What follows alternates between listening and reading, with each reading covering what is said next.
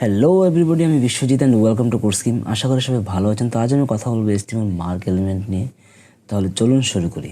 HTML mark element কোনো টেক্সটকে mark বা highlight করার জন্য ব্যবহৃত হয়।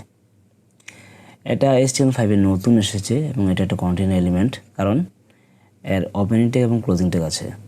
ঠিক আছে, তারপরে আমরা একবার প্র্যাকটিক্যালি দেখে নিই। এখানে আমি কিছু কোড লিখে রেখেছি, HTML এর বেসিক কোড একদম। ঠিক আছে, এই হচ্ছে টাইটেল এবং এখানে কিছুই নেই বডিতে।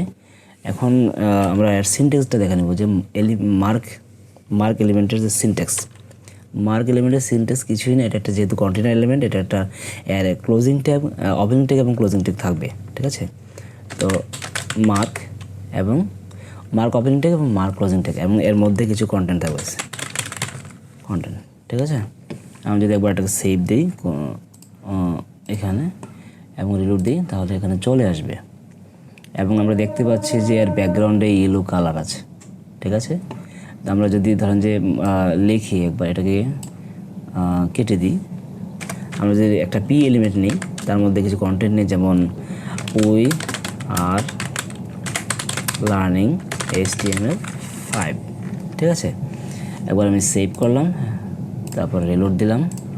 ঠিক আছে, তো লেখা চলে আসলো, এটা একটা প্যারাগ্রাফ। আমি চাচ্ছি যে HTML5কে হাইলাইট করতে। তো HTML5কে হাইলাইট করার জন্য আমি এটাকে কী করব, কাট করব, তারপর মার্ক ওপেনিং ট্যাগ এবং ক্লোজিং ট্যাগের মধ্যে আমি এটাকে পেস্ট করে দিব। ঠিক আছে, আমি একবার সেভ করব এবং রিলোড দেব, তাহলে HTML5 মার্ক করা হয়ে গেছে। অর্থাৎ HTML5কে আমরা মার্ক এলিমেন্টের মধ্যে দিয়ে দিয়েছি এবং এই জন্য HTML5 লেখাটা মার্ক হয়ে গেছে। ঠিক আছে, এই হচ্ছে মার্ক এলিমেন্ট। আশা করি ভিডিও আপনাদের ভালো লেগেছে। আর যদি ভালো লেগে থাকে তাহলে অবশ্যই লাইক এবং শেয়ার করতে ভুলবেন না। চ্যানেলকে সাবস্ক্রাইব করে পাশে থাকবেন। Thanks for watching this video.